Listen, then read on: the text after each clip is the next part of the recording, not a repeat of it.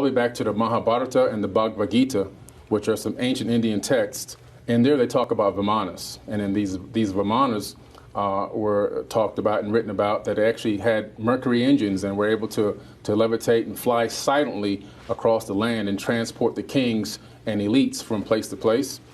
So we actually looked into that and said, could this be possibly real?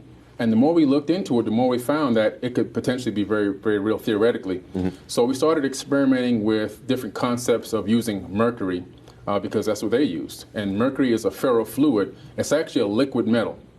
So we discovered that by putting this liquid metal into a torus, which is a steel torus with a reverse magnetic field inside of it, to keep the actual fluid from the ferrofluid from touching the inside. And then you actually can bring it up to a rotation, to an RPM of about 50,000. Once you do that, and then pressurize that torus to about 250,000 pressures, you then get this amazing anti-gravity bubble. And you don't get complete anti-gravity, but you do get to reduce the weight of an object. With anything within the range of that torus field will be reduced by up to 70% the mass.